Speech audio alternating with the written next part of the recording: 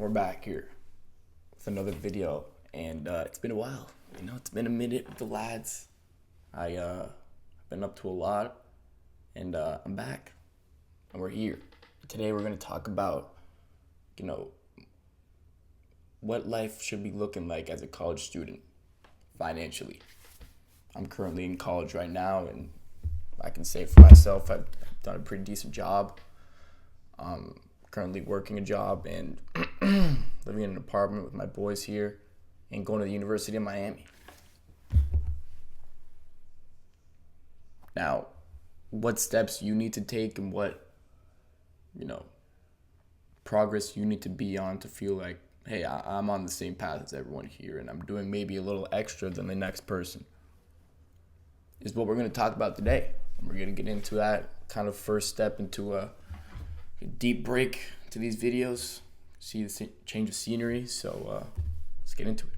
So let's talk about what your financial kind of goals should be like, and what you should be kind of starting off with. And the first thing that you need to do if you haven't done this is get a job. I mean, it's essential to have your own income, even if your parents are giving you money, because you need your own money, regardless of they're giving you an allowance of $500 and you're using that effectively. Maybe you're saving that $100, but more disposable income your way is never going to hurt.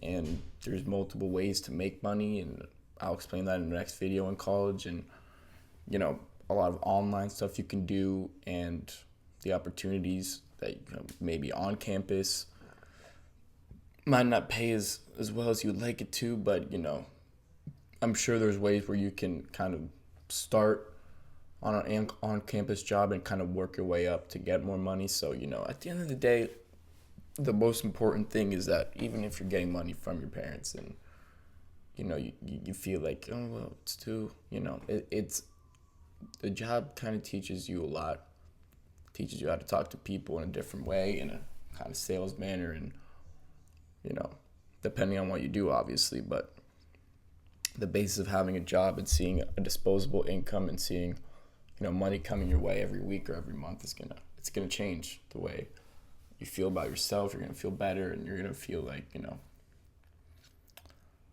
just a little better about yourself, which is important. Now, once we get a job after step one, what do?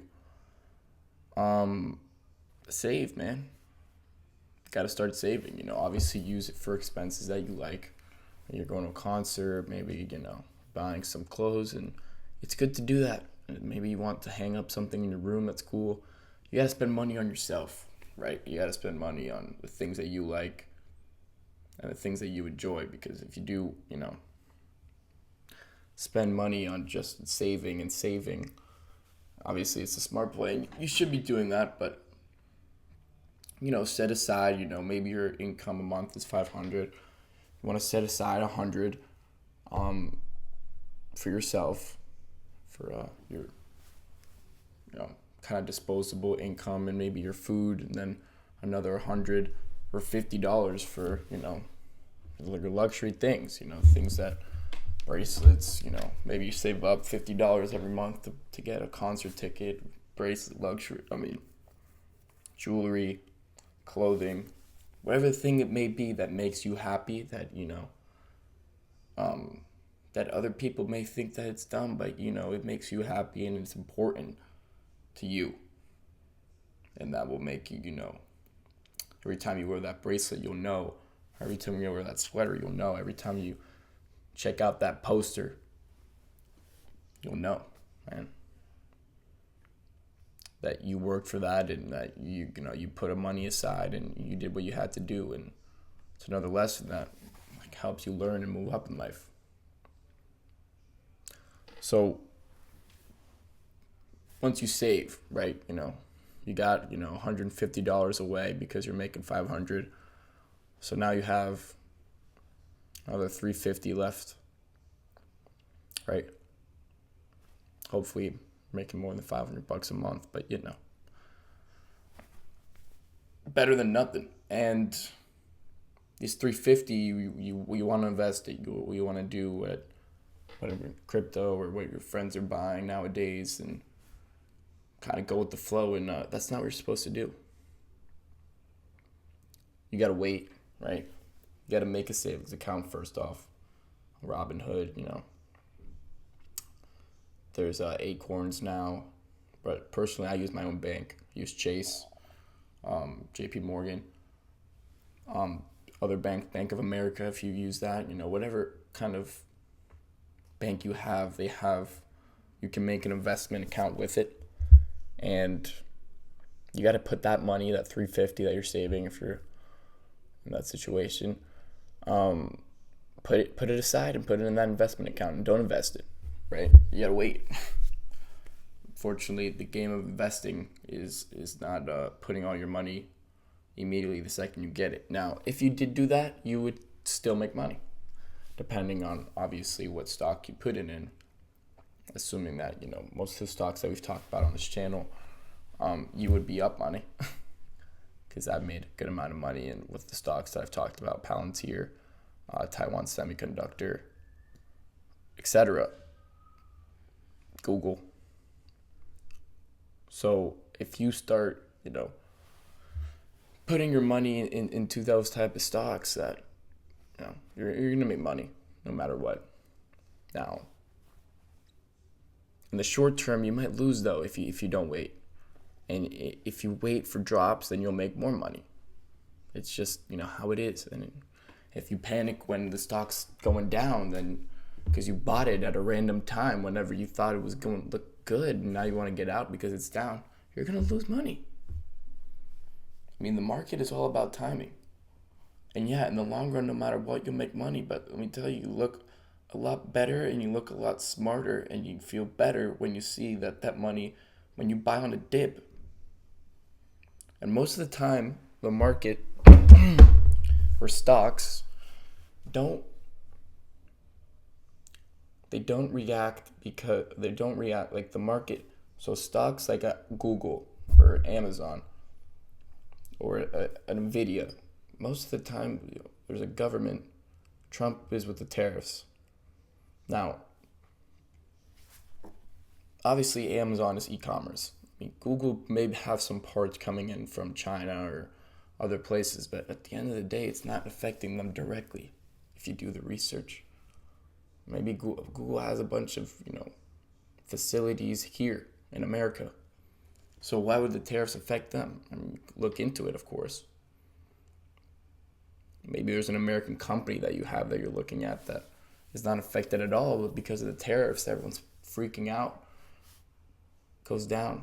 Maybe because of the war was, a cause of the market crashing. It has nothing to do with specifically a company. It's just, kind of a global kind of market crash. And those are the times where you need to invest and you need to get into the game.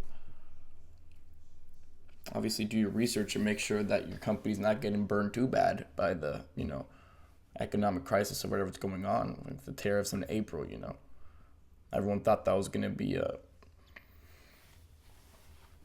shit show, excuse my French, and it didn't end up too bad.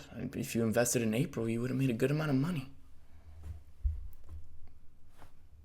So you got to wait for the drops.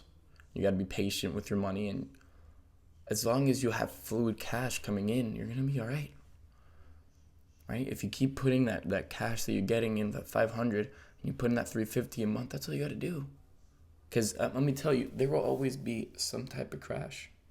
Like, the world is not, the economic world is not perfecto. The market doesn't always go up. It goes up, a significant amount. I mean, if you look at the numbers, the S&P, the NASDAQ, I mean, at the end of the day, it goes up, and that's why you're investing in the market. But to invest in the market when there's nothing really going on and you're just doing it to do it, it's just, you'll make money in the long run, but you may not. You may just stay even because that company just, went down and then it went up, and then you bought it at such a high price right now because, the market's high and overvalued in my opinion right now. And you bought it and now it's not really moving and you don't see much progress. So market timing. So those are the three things that, as a college student, I'm personally doing, and something that you should do. Obviously keep a nice hundo for your side of the month. Hopefully your parents are giving you some money so you can spend a little more than $100 in a month. But if they're not, then you save $100 a month. There's no big deal with that. You only save $50. I mean, anything, $150 a month, a consistent amount a month. It's anything going into an investment account a month is going to be a great help. And remember to use your money on yourself as well. Like I said, maybe we'll buy one luxury thing that you like, but it's important to have just a certain money that you set aside every month to investing. And the thing, one luxurious thing maybe every 6 months or whatever it is. And the money that you need for your food, your groceries, etc. in college. And stay healthy. I mean, gym, proactive. And the main goal here is for your economic status as a college student.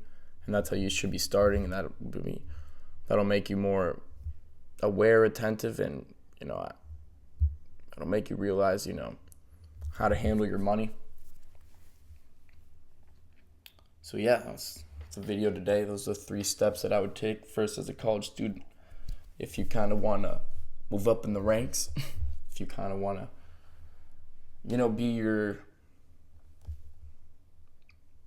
be independent, man. Don't rely on mom and dad's card no more. And that's it for the video today. Next time we'll be talking about, what jobs you can get that are in college, remote, on campus, maybe in your area that you can start to get into, because it's hard for people that, see a college pay $13 a month and you're like, all right, maybe I'm making $400 a month. It's not worth it. So go look at some online jobs that you can apply to, and maybe some jobs in your area too that are pretty common everywhere that play decent. All right. Thank you guys for listening, and see you guys in the next video.